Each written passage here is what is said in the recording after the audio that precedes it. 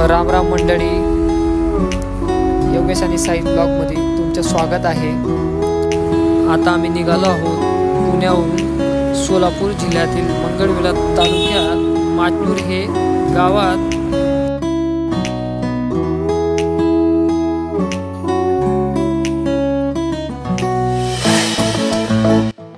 आता आपण पंढरपुरामध्ये प्रवेश केला आणि विठ्ठलाच्या दर्शनासाठी भाविकांची रेलचेल चालू आहे आणि आज एकादशी असल्यामुळे एवढी अफाट गर्दी दिसत आहे तुम्हाला। सकाळचे 5 वाजले आहेत।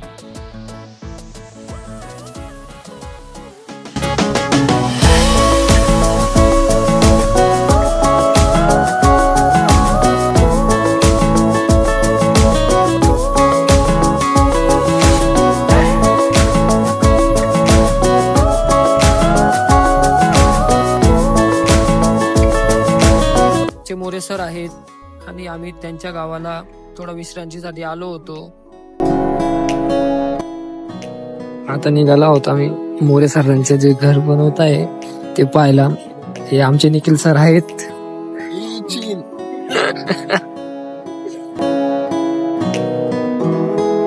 जेवण वगैरे झालं आहे आता आपलं। आता आपण निघूया। हे आमचे भाऊ अंगद भाऊ। चला तर मग निघूया आपण।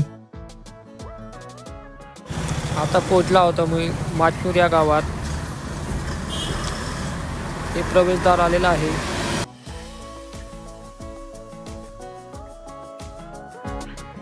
आमचे मोरे सर जे आम्हाला पूर्णपणे सर्व गोष्टी दाखवणार आहेत की इथं काय आहे। त्यांचं बालपण इथंच झालं आहे मामाच्या गावी।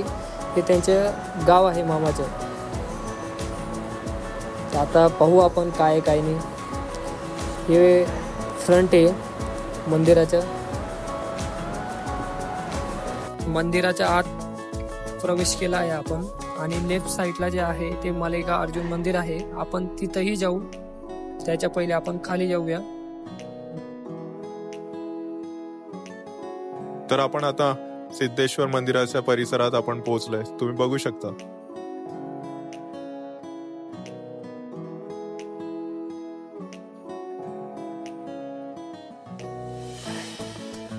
नाही काय इकडचं काढलं तिकडचं काढायचो, मग तिकडे बसलो तर आम्ही काय म्हणतो त्याला दर्शन झाल्यानंतर भारी वाटतंय। पण इथं नाही एकदम म्हणजे असं एकदम थंड वातावरण। आता बघ किती, आता बाहेर बघितलं तर किती ऊन होतं, इकडे खाली आलं तर बघ काहीच इथं।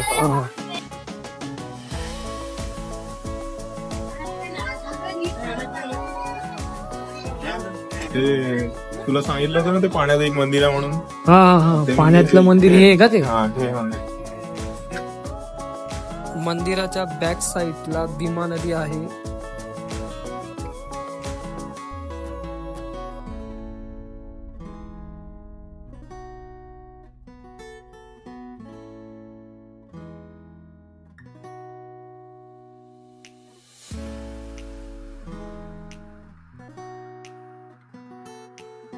अहिल्यादेवी होळकर यांनी नदीकाठी भव्य घाट बांधला होता। माझ्या मागे नदीच्या पात्रात जटाशंकराचे मंदिर आहे।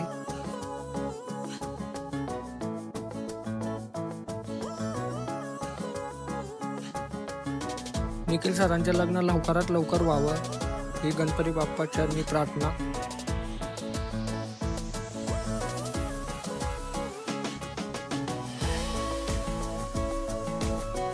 औरंगजेब बादशाह 4 वर्ष या छावणीत राहून दिल्लीचा कारभार सांभाळला। तसेच श्री शंकराचार्य, श्री स्वामी समर्थ महाराज, सीताराम महाराज, बाबा शंकर महाराज, आर्वीकर आदी संत येथे येऊन गेले आहेत।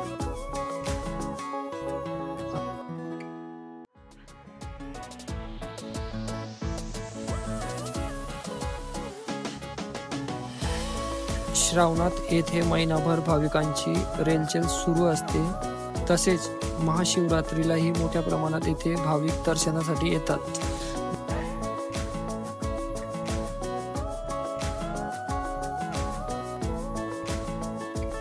हे जे तुम्ही पाहत आहे ते मल्लिकार्जुन मंदिर आहे। तर आपण आता दर्शन घेऊया।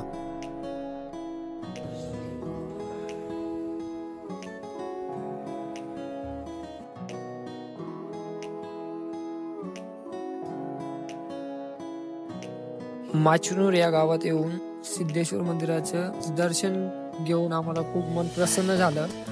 आणि तुम्हालाही हा ब्लॉग कसा वाटला हा नक्की आम्हाला कमेंटमध्ये सांगा. हा ब्लॉग आपला इथं संपलेला आहे. तसेच इथपर्यंत तुम्ही हा ब्लॉग बघितला त्याच्यासाठी थँक्यू. तर मग तुम्ही आता हा ब्लॉग पाहिला आहे तर मला कमेंट नक्की करा आणि लाईक कमेंट आणि तुमच्या मित्रांनाही शेअर करा, जेणेकरून त्यांनाही कळेल हा इतिहास, हा मंदिराच्या गोष्टी. हा ब्लॉग इथंच संपवू.